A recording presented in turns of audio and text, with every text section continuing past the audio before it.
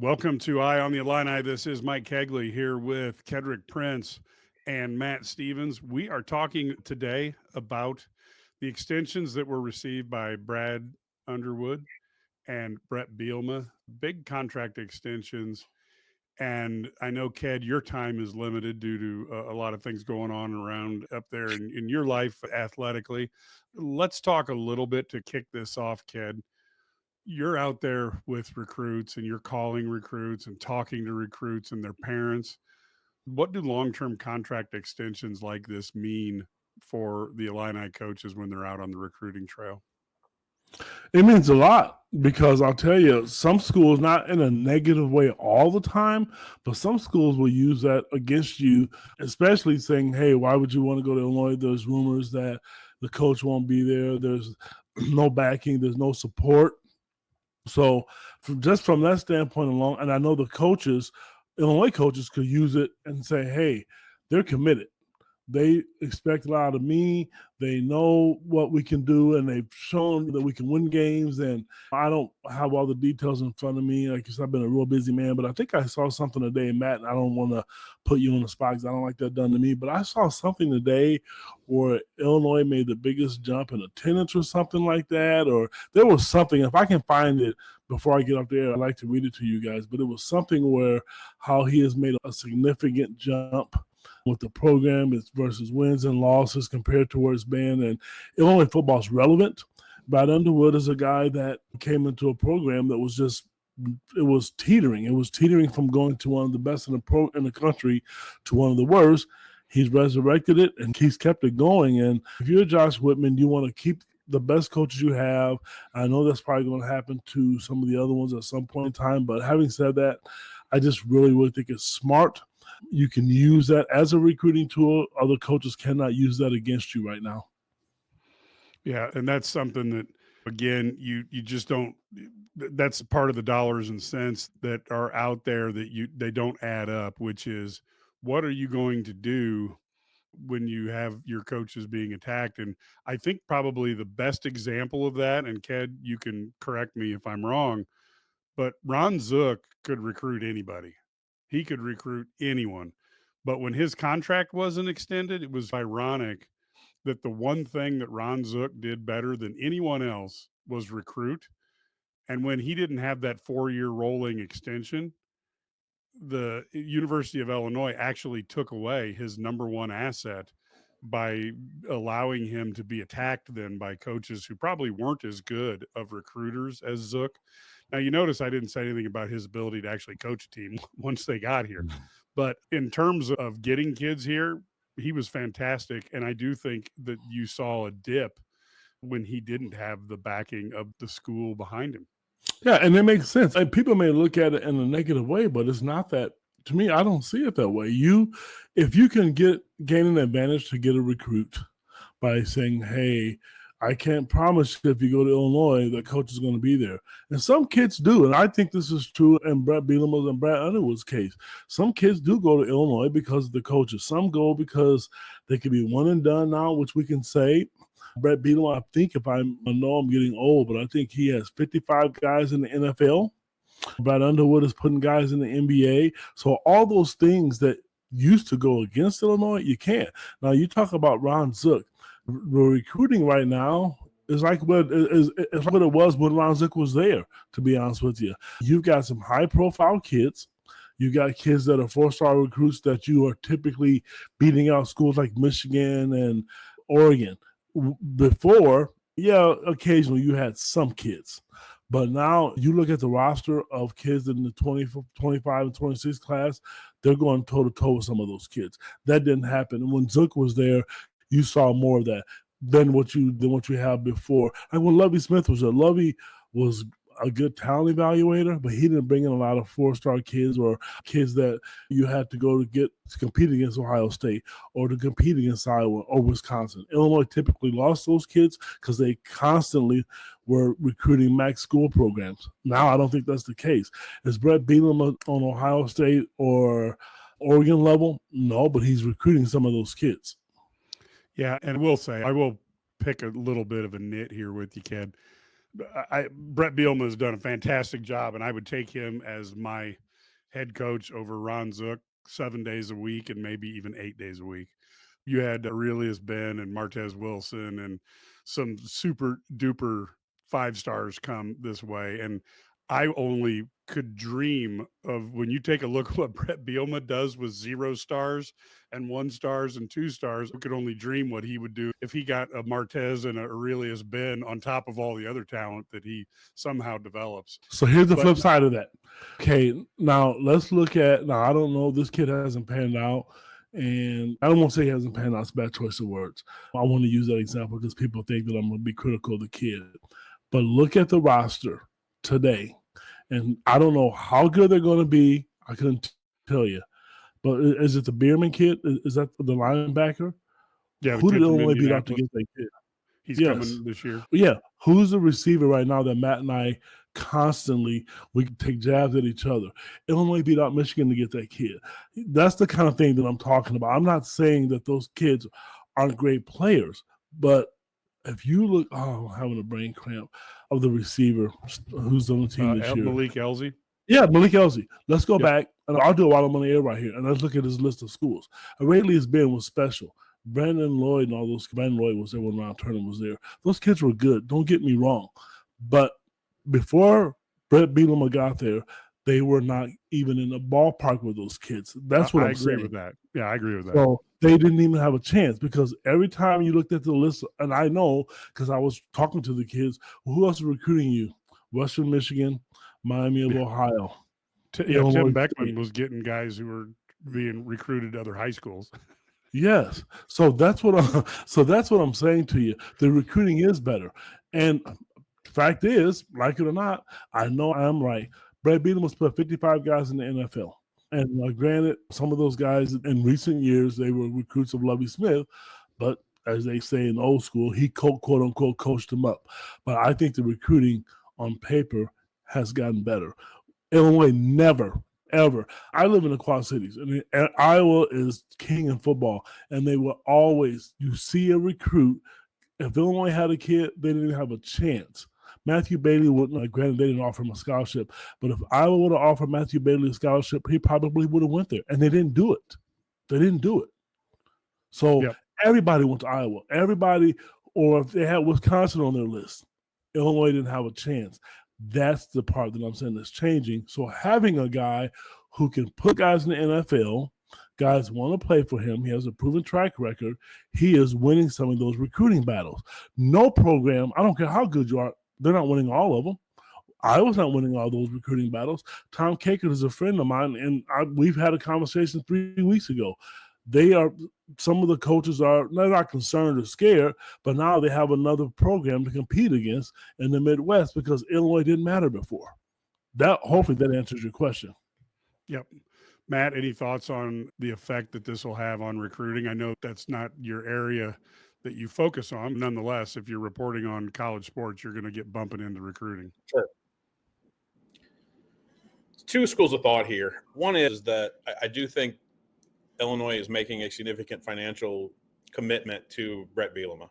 We should word this properly. This is now the third contract that Bret Bielema has gotten. I have literally no idea why the University of Illinois calls this a contract extension.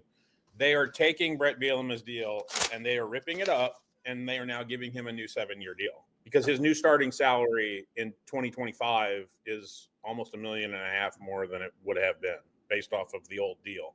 They're extending the time that Bret Bielema is guaranteed to be at Illinois, but this is now the third different contract that Bret Bielema has been given at the University of Illinois. Got a new deal after 2022, and then obviously the original deal when he was hired in December of 2020. I only make that point because the old deal now has nothing to do with the new one, in my eyes. We have no details as to this, but I mean, they're making a significant financial commitment. If his starting salary is now $7.7 million for 2025, we're talking somewhere in the neighborhood of Bret Bielema's guaranteed. I'm doing bar napkin math here based off of what the increases were yearly in the old deal. We're somewhere in the neighborhood of $50 million commitment to Bret Bielema in this new deal.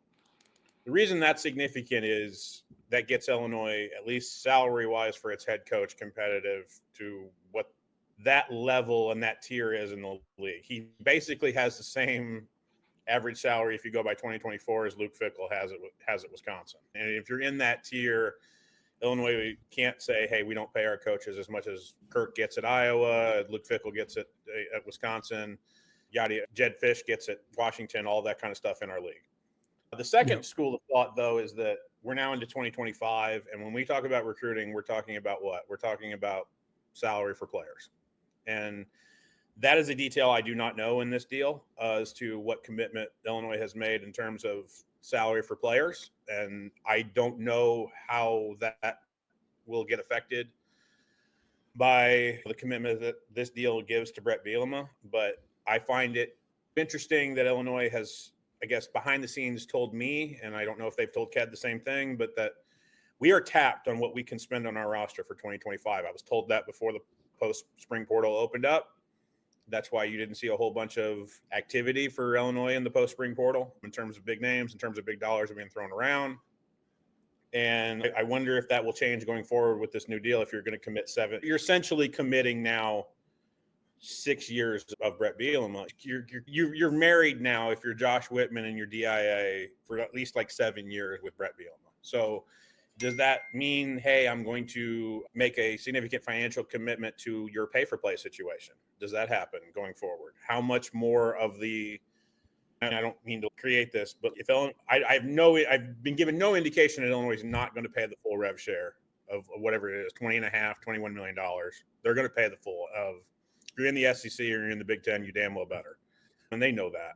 But how much more of that is Illinois going to go over the top of compared to what other schools are prepared to do? I don't know what that deal says. I don't know what kind of buyout information is going to be on this deal. I know that it was really significant for anybody to hire away Bret Bielema at this point. And they put that language in there in 2023 after 2022 in the new deal that happened right before media days in 2023 that prohibited a Big Ten school from hiring Bret Bielema, except they didn't put any financial information as to what that penalty would be if, say, I don't know, Iowa wanted to hire Bret Bielema later on in life. I've never gotten a good answer to that question as to why there isn't a financial number to that, but I'm damn curious to know if that language is still in this contract, because we now have a new deal that's completely written up on what the buyout numbers are, how the financial payout structure is. There's a signing bonus to this thing that I've never heard of before in any contract I've ever covered, where Bret Bielema literally wants the 11 a.m. on March 22nd or May 22nd, when this deal is approved by the BOT, Bret Bielema will get a sizable chunk of money in his bank account for simply signing the deal. All of that is in that deal. I don't know what the specifics are yet. So I would love to know what specifically the financial commitment Illinois is making to Bret Bielema's program going forward. Otherwise, I do think programs can still use the idea that Illinois is shopping in the discount barn in terms of recruiting. But if they're not, I think Illinois needs to get it out there that, hey, we have made this kind of significant financial commitment to Bret Bielema's ability to go get players. Yeah, and I got to be honest with you. I look at this from a couple different angles in terms of what and why they're doing what they're doing. Bielema's 28 wins in his first 4 seasons is among the best in Illinois history. Remember, Illinois is not Ohio State. And basically, I think the only person better through the first 50 games was Mike White in the 80s. And he was 30, 19-1 versus Bret being 20, 28, 22. Didn't get to 50 games. That could be the reason, but yeah.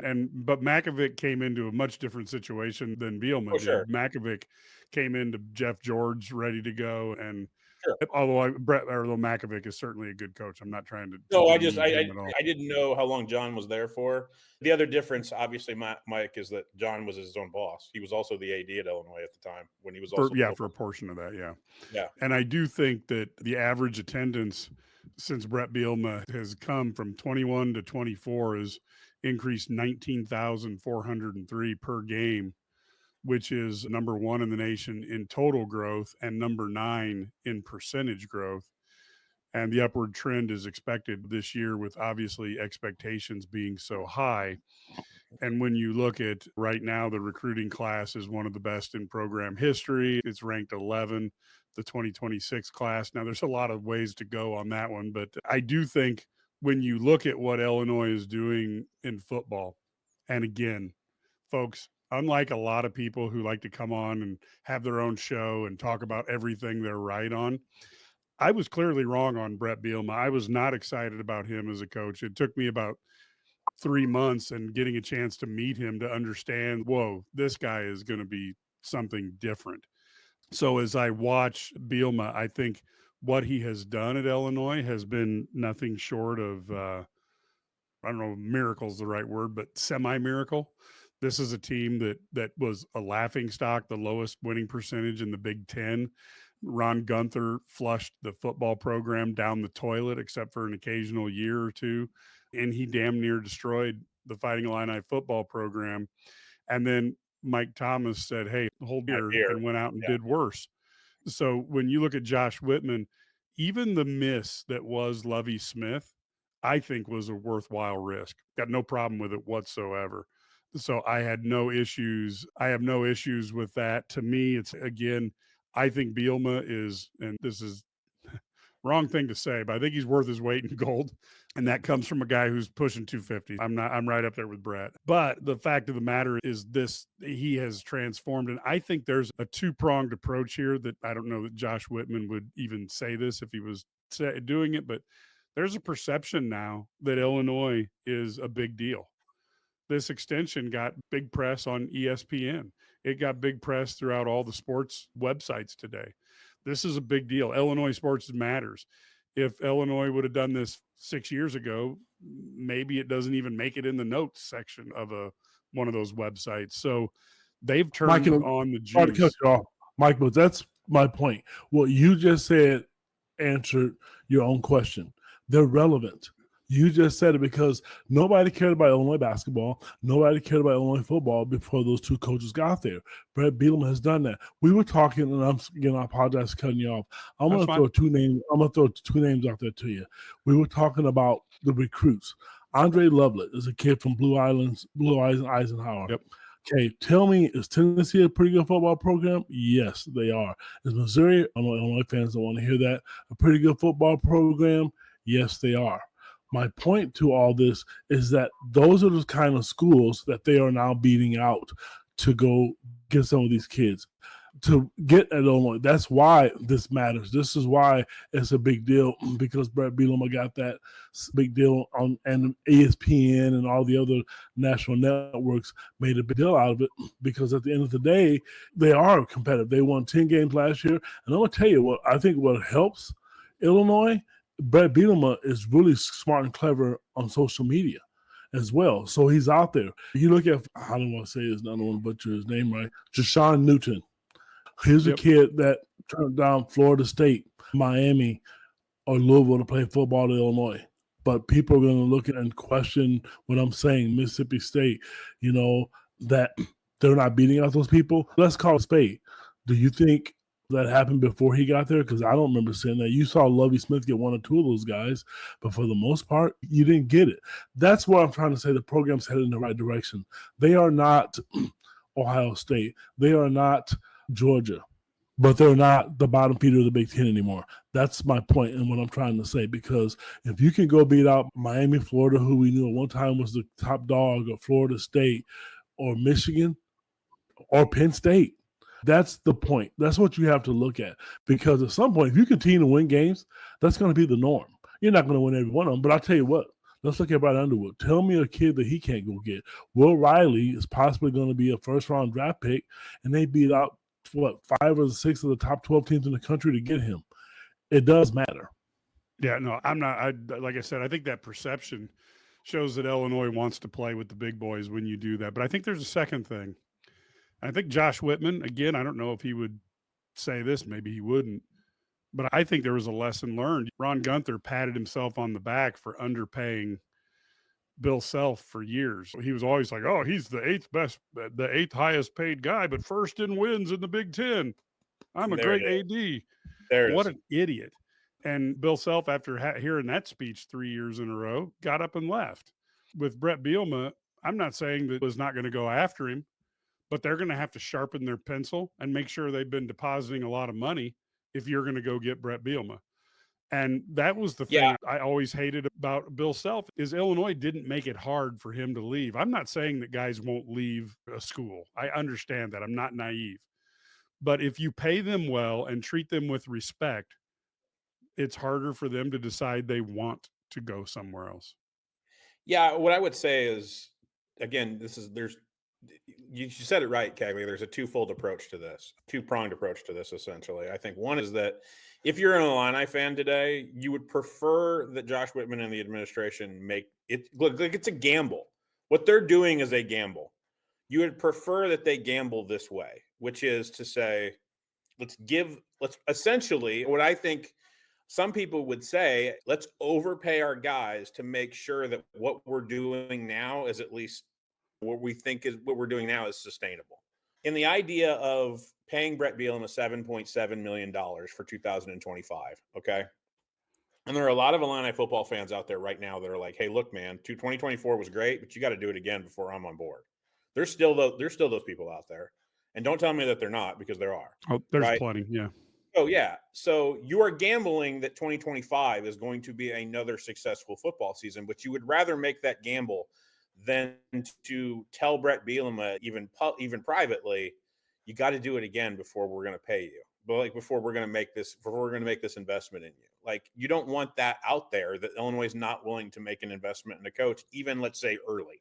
And I do think there are a lot of people that are going to look at this and say that it's early. I don't agree with that, because I do think that it's market value. But I think if you wanted to make that argument, like, I think Illinois is willing to make the investment and willing to make this type of gamble, because the other gamble is, yes, Bret Bielema decides he wants to go somewhere else.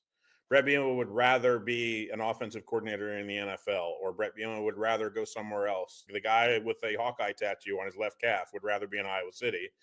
And I don't care what the language in my contract says. I'd rather be there now. And I'm going to make that very well known to my agent, who gets what he wants. And the other side of this is that, look, Bret Bielema is like the 19th highest paid coach in college football, or top 20 highest paid coach in college football. And my argument to everybody who's an Illini fan is, it's not your money. None of that dollars and cents is your money. So what do you care? Right. So I think Illinois is making the investment in Bret Bielema. What I think Illinois needs to do is recognize, what I'm only saying is, I think Illinois, the next step here, or the step that should have been in congruent with this, is, if you're going to make the investment in Bret Bielema, okay, now make the investment in your salary for your roster. Because I'm not certain we can say that hasn't been done yet, because Icon for the Illini, I even read some national in The Athletic talked about how important they were in terms of raising dollars and helping Bret Bielema target certain players to return, and kept a lot of talent talk about in the retention door all the time. Yeah. Yeah. They talk And about so, player retention all the time. yeah. And I think that is one of the things I think that's underrated is Bret Bielema. Again, this goes down to the guy he just thinks ahead of the days of the chucklehead football coach. Those days are gone. You got to be a business manager. You got to understand an awful lot of things. And Bret Bielema was on the cutting edge of getting guys to stay before it became a thing. When Johnny Newton came back, people were like, what? They had the law firm back. That made think about how bad that year would have been without the law firm. Bad. Oh my goodness. Trust me, bad. Yeah. And it would have been fourth quarter against Wisconsin bad when Johnny got ejected. That was how bad it was. And Bret knew that long before it happened. That's my point. Correct. And so when I look at what he's doing is nothing short of miraculous, because he, in my mind, is on a trajectory changing this program every bit as much as Mike White did. And because they were a laughing stock when Mike White got here, and Illinois was a laughing stock when Bret Bielema showed up, and both those men turned it around. And on top of this that can't be ignored is that Bret Bielema is 55 years old, fellas. If this contract goes all the way to 2035, he'll be 65 years old. There's a really good chance. We'll talk about this with Underwood too, 61 today, and he got a potentially 10-year deal and a guaranteed 7-year deal. We're talking about the two head coaches in the two most important sports on your campus, football and then men's basketball, that these guys could be retiring as the Illini head coach. And that's on the table now, because if you're talking about Bret Bielema coaching until he's 65, that's about retirement age, and if not sooner, especially with the way that this sport's headed on a constant 365, 24/7 type of basis. And men's basketball is no different. And Underwood's 61 today. So you've basically put a contract in front of Brad Underwood that puts him all the way up until about 70 years old. So I think what Josh Whitman, from a legacy standpoint, if you want to look at it from that standpoint too, is he's guaranteed the two most important coaches on his campus are probably going to retire in the jobs that they have, barring a major shock surprise over the next few years. Yep. I'll totally say this. agree, I'll Ken. say this though. One thing that about what Matt just said, when Bill Self was at Illinois, you never heard him. I never heard him say, "I don't want to go anywhere else. This is home." When Brad Underwood got hired, he made that really clear. He didn't want to go anywhere. And I'm going to tell you, I know Bret Bielema has that Hawkeye tattoo on his foot or his ankle, but I'm going to tell you, I know firsthand how good he is and passionate he is about the University of Illinois. This guy, this may be trivial and small to some people, but every time Bret Bielema gives an interview, I don't care if it's ABC or Big Ten Network, you got the ILL going with him. They want to be here. They want to retire here. But this is Brad Underwood's dream job. Never heard Bret Bielema say that, but Josh Whitman gave him a new chance at life. And because when he went to Arkansas, and people are still saying the same negative things because it just didn't go as well as it is going for him right now. So what? Whatever. He has put this program in good faith. Also, and I'll tell you guys, I think you're both right. I think I saw most people think they're going to be good this year, but then I saw some guy on Twitter make a good point. I hope it doesn't come true. Illinois won a lot of close games last year. They won 10 games, but go back to the Purdue game and look what it took to win that game. A missed catch here, a fumble here, you lose that game. So I see why people are saying, hey, Matt, you're right. Let me see if you're going to do that again this year. Because for the most part, people think their schedule is easy. I don't. I know what's on the schedule. Ohio State, I don't care if it's at home or if it's in the back pocket. That's not going to be easy. That's just one game, however, and USC is really good. So these teams are Illinois is not going to go out there now and think, you know what, we can sneak up on people. They should be ranked in everybody's top 15. People are going to want to beat them. So those days are going to be done. Granted, they have a great quarterback, 18 out of 22 players, 16 out of 22 players coming back, but things that they did last year, so I think things fell right for them, as I guess is what I'm saying. And next year, things are going to have to fall right, but at the same time, people are not going to just say it's Illinois and you know what, it's going to be a guaranteed win. I think the scouting is going to be a little bit different. I think people are going to want to beat them. I think the game is going to matter on whether it's a home or away on people's schedules because they are going to be good. It's crunch time on the court, and the NBA playoffs are your chance to score big. Whether you're riding with favorites or cheering on the underdog, every three-pointer, dunk, and buzzer beater is an opportunity to win at MyBookie. Place your bets as the action unfolds. Feeling confident? Lock in your winnings early with the quick cash out option. Never miss your chance to turn basketball insights into cash. New to MyBookie? Sign up today. Use promo code MM50 and instantly boost your first deposit. Deposit $50 and MyBookie tosses in an extra $25. Deposit $100 and get a $50 bonus. More action, more excitement, and more chances to win during basketball's most intense playoff season. Plus, when the games wrap up, keep the winning alive at MyBookie's Casino. Slots, blackjack, roulette, and more. The thrills never stop. Bet anything, anytime, anywhere, only with MyBookie. Yeah, look, bottom line is when you have a 10-2, 10-3 season, things did break your way. I think the bottom line is this Illinois team's going to come in with a significant strength in the offensive line. They're going to have a lot of returning players at key positions where Bret Bielema feels you need them.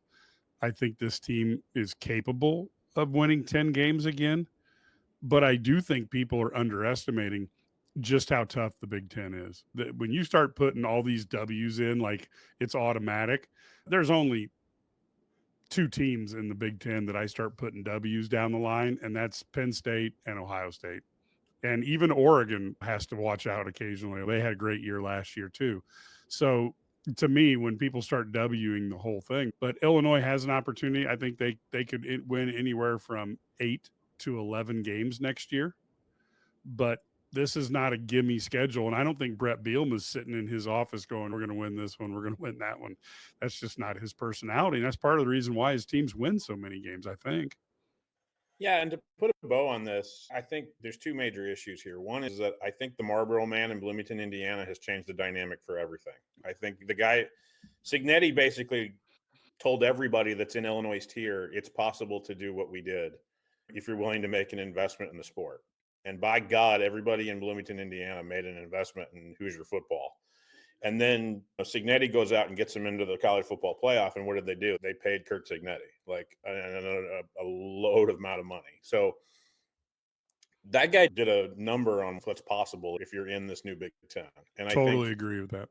And I think Illinois has to recognize that if you can do something like that, then the dynamic of what financially you can do from a football standpoint changes immediately, because it is changing hourly in Bloomington, Indiana from what it was before. And I think that's but the other part of it is, guys, is that you guys are mentioning programs. If we're going to talk about this from a collective standpoint, I don't think anybody but Oregon can really boast about having this much continuity in the two most important sports on their campus in terms of their head coach. When you talk about what Oregon's able to basically, I think Oregon is got a guy in Dan Lanning that they believe is not going to go anywhere. They think that he's poach proof in a sense. I've heard that in Eugene with what they've been able to commit to him and what the program's able to do and what Phil Knight's able to do in the state to help them out. But then you've got a guy in Dana Altman who's been there for a while now at Oregon too, who has a lot of success. I don't think there's any kind of continued continuity in the league other than Oregon that Illinois really has to look at and go, if we can keep Brad Underwood and Bret Bielema here, then our two most important coaches from a continuity and a productivity standpoint can't be matched. And I think that also is something that Josh Whitman from a legacy standpoint can look at and go, I made sure that happened. Our administration made sure that happened. And from that standpoint, again, when I say that Illinois fans would probably like for Josh Whitman to make that bet, from our standpoint, guys, I don't know if we're going to be covering a coaching search here anytime soon in the two big boys based off of what they did tonight. And I think that's significant in a sense of, I don't push back on a lot of the relevancy stuff that Ked's talking about because they haven't made the significant jump that Ked was talking about yet. They could, but they haven't yet. But if you continue to have continuity like this and you continue to have productivity like this, it's a byproduct of stability, is a byproduct of continually doing the right things over and over again. And in this regard, in this dynamic of where we are in 2025, I don't think Josh Whitman wants to do high profile coaching searches anymore. Like, those are really stressful for administrations, and his batting average isn't that great in them particularly. So like or that's not perfect in it particularly. And so I think being able to keep the guy you have, that if what Illinois is doing right now is they're saying, hey, what we've done in these two sports over the last, I would say, half decade, if we can continue to replicate that, then that's what this is worth financially. And I don't know if 100% of Illini fans would agree with that, but it's better than making the other gamble, which is, we're going to wait to do this because we want to make sure that we're really great. And then we'll pay you. And then at that point, you lose your guy. And at that point, the program has no more stability anymore. And I would rather, and like looking at it from an Illini fan's perspective, I would rather them make the gamble of, we like where we are with Bret Bielema. We like where we are with Brad Underwood. Let's pay them and make sure that at the very least, the floor of our program is where we've been the last few years. And if that's the case, then Illini fans have the stability that they've been looking for probably the last decade and a half. And then look, we look at Underwood, and he's got a big personality. So there are people who react. Sometimes people react strongly to him, positively or negatively. But I look at what he's done, and Ked mentioned it.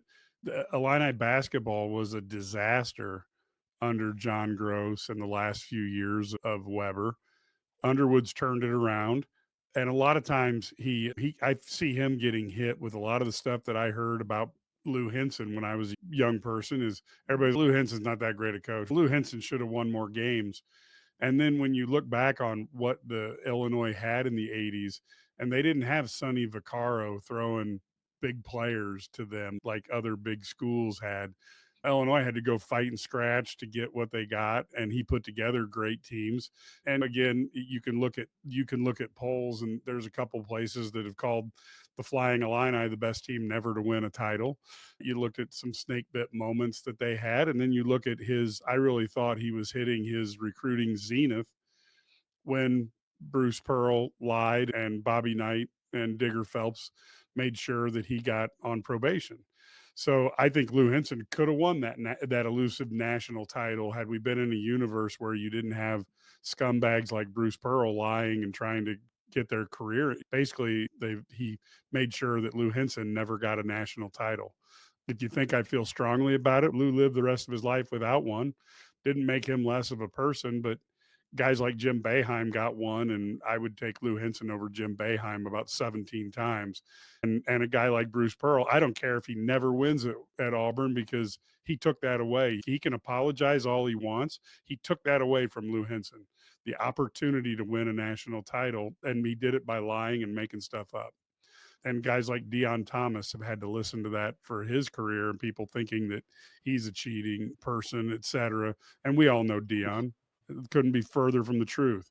So bottom line is I heard those things about Henson's weaknesses, and there's going to be parts of the fan base who don't like the head coach, and Underwood's going to take some of that. Now, the other thing is I would encourage people to go take a look at Dean Smith's record and how many years it took him to win a national title. And then I'd tell you to go take a look at John Wooden and see how many years he was pretty much a 500 coach until Sam Gilbert got attached to the UCLA program. And then Mr. Pyramid of Values became a great coach. Again, I look at this and I say, Brad Underwood, I have no issues. I'm not saying either of these guys are perfect. Anybody can get better. But I think these are two coaches that are doing a fantastic job for the University of Illinois.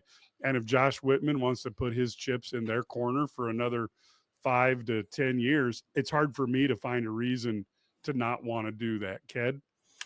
If you look at this show, we probably spent 70% of it talking about Illinois football. And the reason I'm saying that is because I'm not saying we are, but we are taking Brad Underwood for granted because we know how good he's been and he's proven it. No matter what happens, you're never going to make everybody happy. You just can't. Like right now, a lot of people are upset because there's so many European players on this roster. They don't like it. But he wins games. And Matt just said he turned 61 years old today. How many coaches, and I've coached, and I'm stubborn, I'm not 61. I don't know if I could just, and I think I'm a flexible guy, I don't know if I would change my whole philosophy the way he has. He's done it so many times. That's why for him, can't speak to Brett because he's not been there and hasn't won as much as Brad. But that's what makes Brad special. I saw a podcast where a lot of national guys were talking about Brad Underwood because of his ability to do that. He'll do it.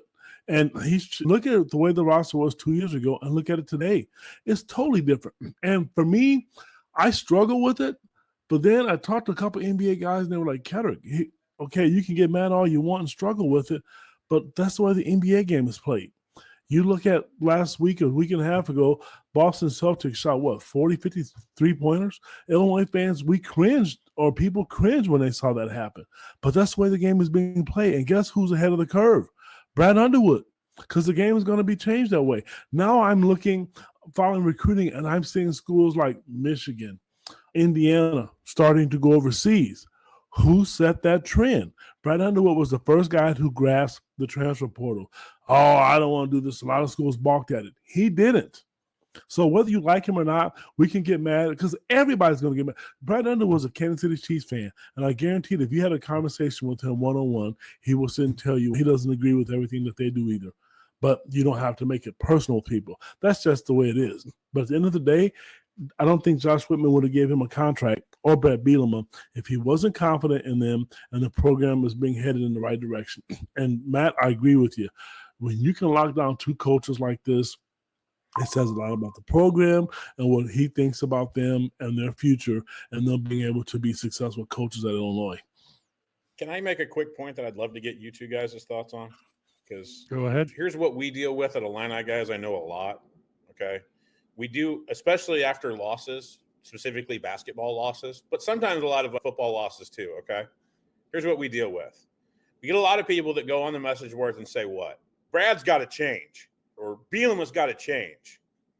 Can we just put the link of this contract story up every time that happens and go, Because I'd love to get you guys to understand, like, because I look at this and I agree with Kedrick. I think it's been pretty clear that I agree that what has happened tonight is necessary for both of these sports to continue to have the kind of stability that you need to get things done in those two most important sports.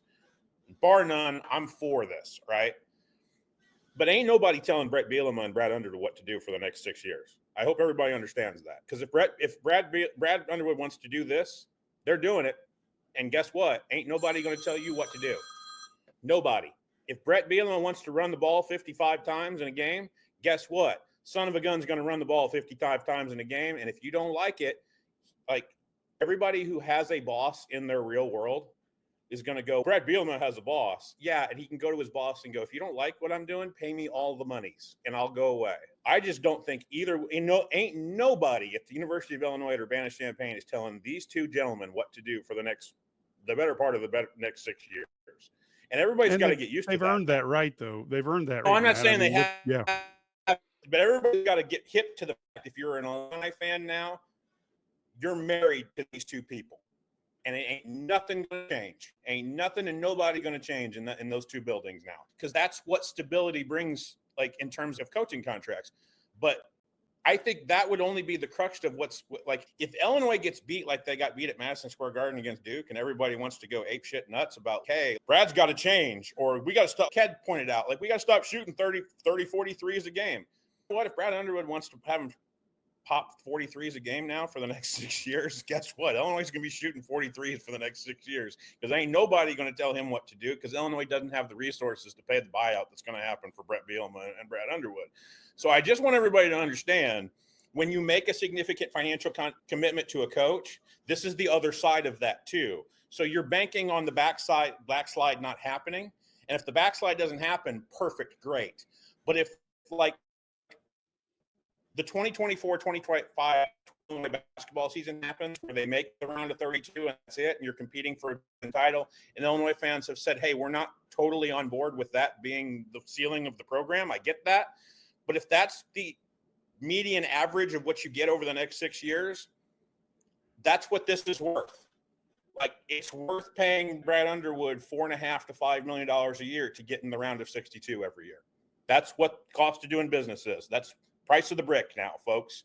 And when you make that commitment to Brad Underwood, guess what? Brad Underwood gets to run the program however he damn well sees and damn well fits Brad Underwood. Like, he damn well sees it. And everybody's going to have to get hip to that. Otherwise, like, you going, hey, like, Kettle nod his head on this one. The great Aaron Henry debate of 2023, where Bret Bielema needed to go get a new defensive coordinator. I promise you, Bret Bielema was going to hire whoever the hell he wants to hire now, and he was going to do it anyway before. But he's going to look at this piece of paper and go, that's his trump card, folks. And if you don't like it, there's the door. And I do think both of those guys have a personality like, hey, we want you on board, but I'm going to do it my way now, because guess what? I've got the paper that says I can't. And I think that's what Illinois has needed, but I also think that's going to be a point of contention if things get rocky here. Mike, if you don't mind, can I make a comment to St. Dominic's Rosary? He was asking Matt, but I would really like to comment. Go ahead. So, Matt, he's asking, what has Brad Underwood done in 8 years? St. Dominic, I have no idea how old you are. I don't. But I'm going to tell you, one of my most disliked memories of covering the University of Illinois was under John Gross. It is no secret that I have had close relationships with the staff Bill Self had, Bruce Weber, this current staff. That staff was under John Gross. Didn't talk to him, didn't care. Not that matters to what you're saying. Okay, thanks. You're 52 years old, so we're close. I just know this, buddy. I know every chance that there's selection Sunday, Illinois they're going to be called. I know going into every season, the last 5 seasons, Illinois is going to be considered one of the top 2 or 3 or 4 teams in the Big Ten, just like they are right now. They are putting guys in the NBA. What I see, and Matt can speak on it himself. I know the question was directed at Matt. Everybody wants to win a national title. Look how long it took Matt Painter to get it done. Bret Underwood, let's not take for granted. They were in the Final 8 2 years ago, and they lost to the best team in the country, the team that won it all. If Illinois didn't have to play them, and they did, and the if and buts, I understand that, they probably would have been in the Final 4. So to say the Final 8, to me, the Final 8 was huge. I think that was great. Illinois got a lot of exposure. It helped with recruiting. Before he got there, that was never going to happen. I'm not saying that if you brought Mike Krzyzewski in, that they're not going to have a chance to go to the Final 4. But I know this. I know Bret Underwood is told, I've heard him say it, that's his goal. Everybody's goal is to get to the Final 4, and he's putting together a roster to do it. Look at the Andre Stojakovic kid. That kid could have went anywhere. He really could have. He could have went to any top program in the country. Will Riley could have went anywhere in the country. That's what I was saying about Illinois football. You can't take that stuff for granted because you're going to have a guy or 2 guys who are possibly going to be all Big Ten players. Because you know what I do in my time when I should be sleeping? I look on other people's message boards, and the day Andre committed, if you would have seen the message boards at Indiana and Purdue and Michigan, they were pissed. You know why they were pissed? Because now they have another guy that they have to deal with at Illinois, like a Will Riley, a Cus Bears, or Terrence Shannon. At least that's my perspective. Matt has his own perspective. I just can't sit and say that this guy is not worth the money because they are competitive. And I can assure you right now, when the preseason polls come out, they're going to be there again. To me, yeah, I cover them and you know what? I know what we do, but it's depressing when I see people pick the polls and they don't pick Illinois there or they don't put Bret Bielema's team there. I don't see that happening right now, at least with the football program. So that's the way I see it. It could be worse. They could have not been able to get Andre. They lost on a kid named Josh Dix. What if you miss on both of those? Then you do that for 2 or 3 years in a row? I understand that, but that's not happening right now. They're getting kids. They're turning kids away. Everybody in the world knows that I liked AJ Storr. I thought he'd be a great piece. And that kid, I think Kansas ruined him. Sorry, Kansas fan and Bill Self fans. But that kid is talented, and Illinois didn't want anything to do with him.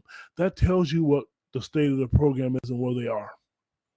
Brett, Mike, do you understand what I'm saying, though? Is that it seems to me like as of the evening of May 13th, 2025, both Bret Bielema and Bret Underwood have kiss my ass tenure and kiss my ass money. If you have a critique, I don't think it'll change. I don't think it'll change them, though, Matt. Okay. Because I don't think Bret Bielema, you get and meet him, and both these guys are nice guys, Right. okay? You get and meet them, they know what they want to do. They keep to it. They don't really care about the side chatter. I don't even think, I got to be honest with you, if they watch us or talk about us, it isn't very often. And I'll be honest with you, Bret Bielema doesn't care what the media thinks or the fans. What he worries about, I've known guys like this and their successful personalities, is he worries about those 12 Saturdays getting the win one at a time. And beyond that, that's the genius of being a great coach is, that's what Nick Saban did. He just worried about those 12 Saturdays. And what am I going to do to win on those 12 Saturdays? And I don't think Bret Bielema cares. And I do think the other thing I do think that's really interesting is I think he picks up from people he's around. And I think that time in the NFL, I think he learned a ton and he has applied that to what he's done at University of Illinois. And I think he had the self-awareness to say, okay, you know what? I did a pretty darn good job at Wisconsin, had a rougher time at Arkansas. What can I do to get better? And I think he took things that he perceived had value and he brings them to Illinois. And again, you guys know I was not much for the hire when he got hired. And then as you watched how he went about his job before even the first season, it's okay, this guy's different than what Illinois had in that chair, probably since John Makovic walked out of here. And when you deal with Bret, he goes like this and scratches his nose. You're almost like there's probably a checklist that said to do that at 53 minutes into the podcast. He's supposed to scratch his nose with his right hand. And I think that a planning and the way he works things, And again, Brett's not going to run. He's going to have fun. He's not going to take everything super seriously. But I'm telling you, he figured out the transfer portal and the fact that Illinois didn't have the money of Ohio State. So how are we going to use our money to best suit our team for success? He was getting people to stay before the rest of the country did. Go ahead and look at it. I will challenge anybody. Right. Yeah. Go ahead and look at roster They sell management. retention. You're right. They sell retention better than anybody in the country. They But always have. he did it first is the part I'm talking about on Right, top of it all. And you can't tell me, like I said, the days of the chucklehead football coaches, those guys are dead unless you're lucky enough to be at Ohio State, where the boosters and the fans have for over 100 years done whatever is necessary to keep that team on top. Here's There's a the last reason why part. Ohio State's had 2 losing seasons in 70. So here's the last part I'll mention too is that I do think, for the most part, I think there's some debate on the basketball side. But look, I think some of the hires that Underwood's made are really impressive too. I think Jeff Alexander is a hell of a coach. I think bringing O back has transformed this thing in the way that people couldn't even have imagined. And then I think one of the best things that Bret Bielema does is hire coaches. I think it's one of the best things about him as having him as a head coach.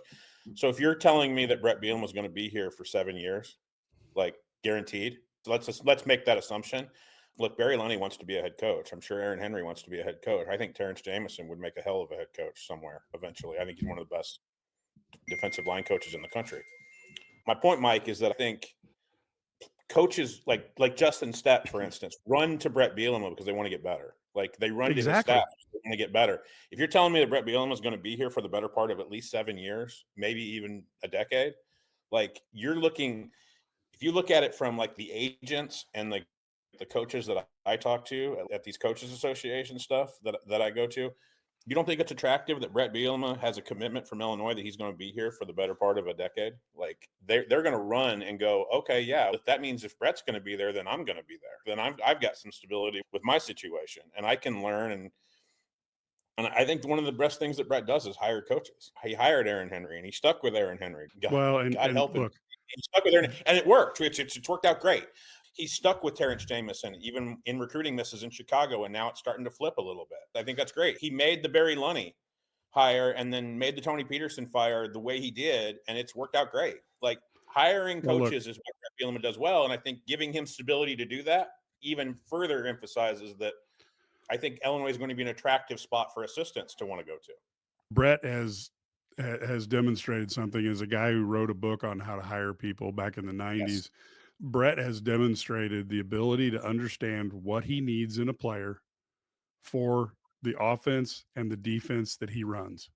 And that sounds like it's no big deal, but you want to know who's the best ever at doing that?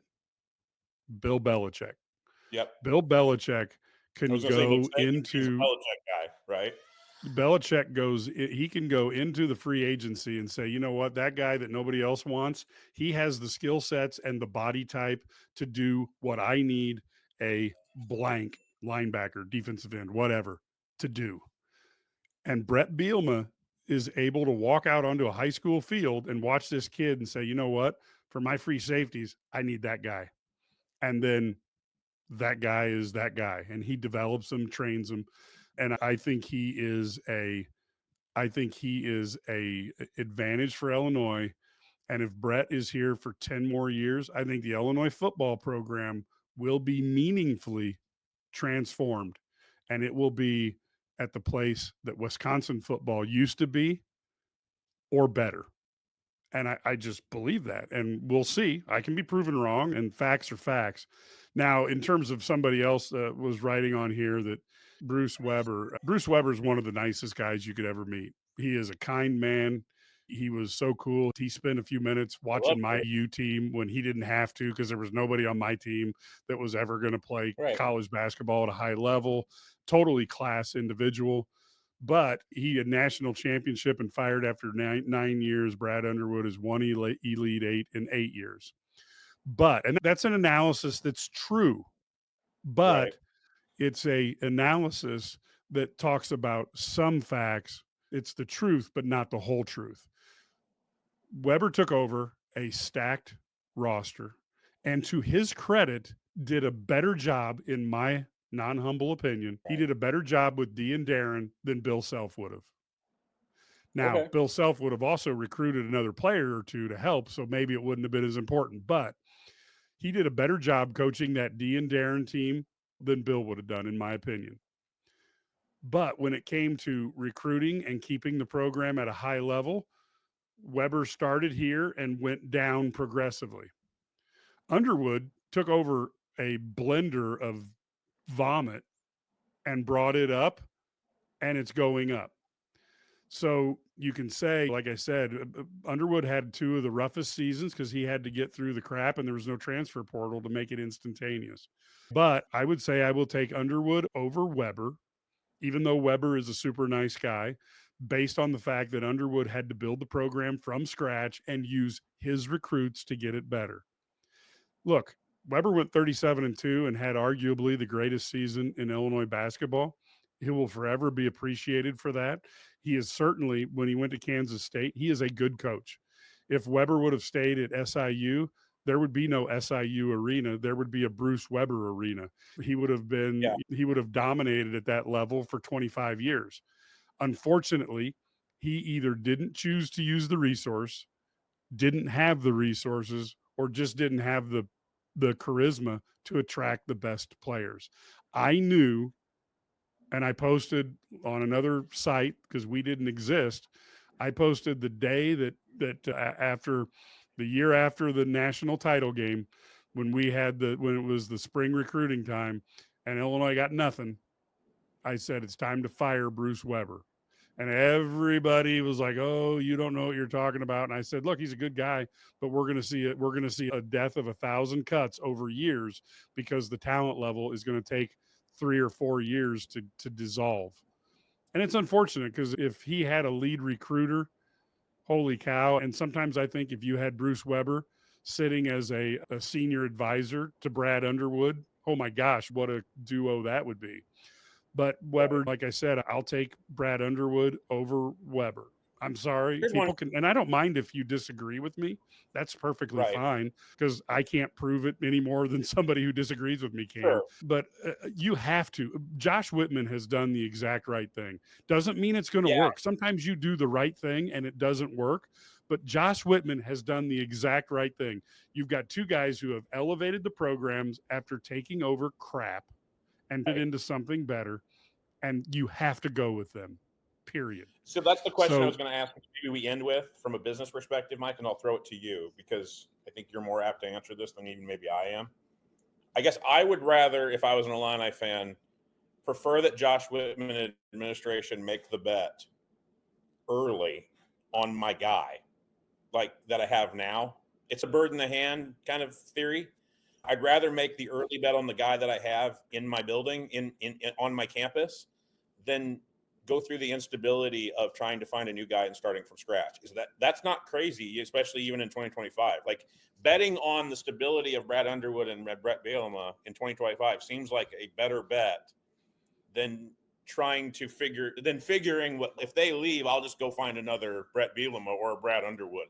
That doesn't seem to work nearly as well around the country than taking care of your own and keeping the stability of the guys you have. Look, stability is one thing. Right. You don't want there's no reason you would retain Tim Beckman because he sucked. No, and that's when you have, about, like, I know, but I'm illness, using that. right? I'm using that because the example is you've got two guys who've brought home the bacon for Illinois. And the question, it's twofold. The question that I would ask anybody who wants to argue against what Josh Whitman did. First one is, who are you going to get that's better? I can tell you right now that 25 years ago, people who followed college basketball, they knew that Bill Self was a freaking slam dunk. They knew that Billy Donovan was a freaking slam dunk. Now you look out onto that field, there may be a Billy Donovan and a Bill Self, but they have not raised themselves up to the level that's money. And anytime you move a guy up, remember when Monson went from Gonzaga, Few was his assistant coach, went to Minnesota and face flopped. Everybody went, whoa, I thought he was going to be great. Turned out he wasn't. And so there's no such thing as a guarantee. But you look at Licklider, who did good at Butler, brought a boatload of coaches behind him, Brad Stevens, Thad Matta, John Gross, went to Iowa and was Iowa's worst nightmare. So there's no guarantee that the up and comer is going to be great, but I don't think there's anybody that reminds me of Self or Donovan at the same stage of their careers. So you're going to tell me you're going to roll, you're going to find some guy and roll the dice and pray he's as good as Brad Underwood. Josh Whitman is not dumb. And the same thing with Bret Bielema. There's some young, good football coaches, but you're going to take a guy.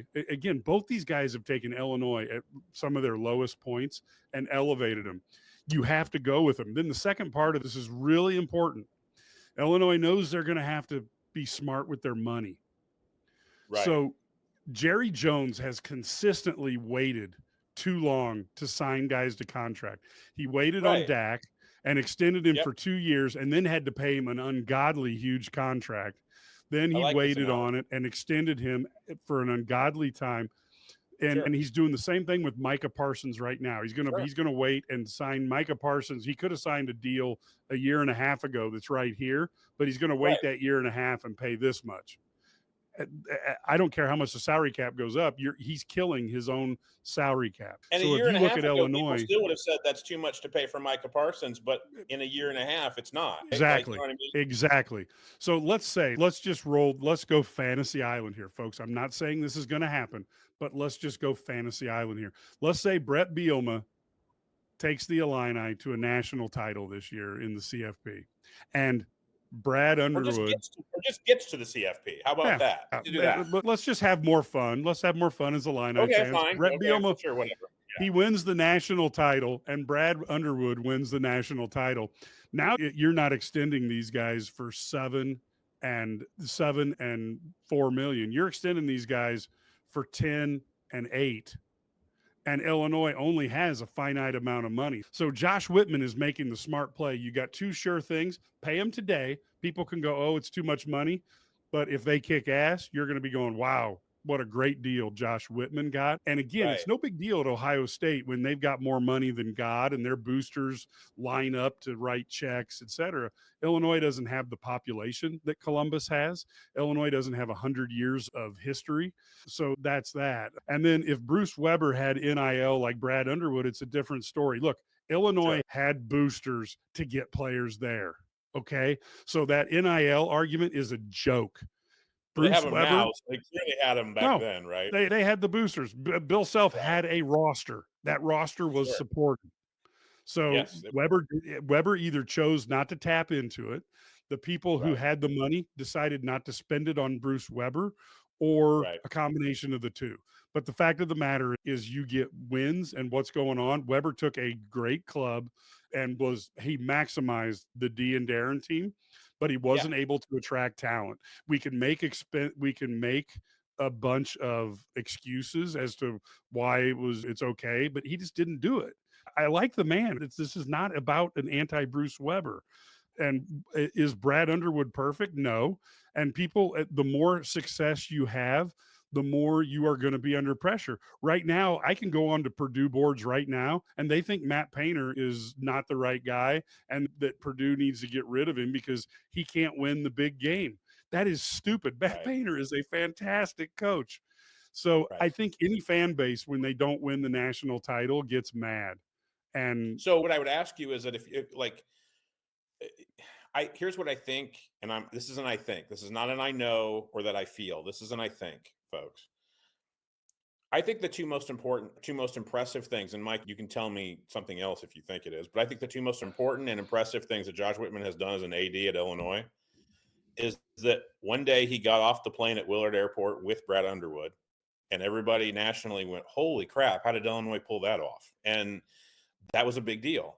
And then in one December afternoon in State College, Pennsylvania, he got off the plane with Bret Bielema, and everybody went, wow, I wonder how Illinois pulled that off. I thought they were going to hire Lance Leipold. And I don't think that's even fair, because I think there was a bunch of people who said, boy, he should have got Leipold.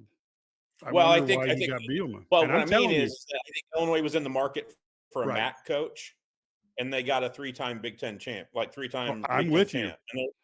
And I'm just saying, if you're Josh Whitman, if those are the two most important and impressive things you've done as an AD, or at least the most impressive and high-profile important things you've done as an AD, it's not actually out of the question that Whitman doesn't think he can replicate that again. Oh, and then in one day, and if we want to go even further back, like further down the list of sports, like there was one afternoon he got off the plane with Shauna Green. Yeah, exactly. But if I'm Josh Whitman, I don't know if I want to try and replicate that feat Well, again. look, Like, you know what I don't mean? And like, yeah. because that can And the get other you. part is, take a look at what he's done. And some of this could be luck, because I don't think you could predict the transfer portal NIL world. But Illinois had Ubben and the Smith Center. So Illinois has fantastic facilities that they now don't have to pay for while trying to figure out how to pay players. Genius move. Right. Did he know everything going in? No, but sometimes it's better to be a little bit of lucky than good, and he's going to make mistakes by being aggressive. So he was aggressive, got Ubben and Smith Center ready, and now it's paying off massive dividends. Those are the things that you get.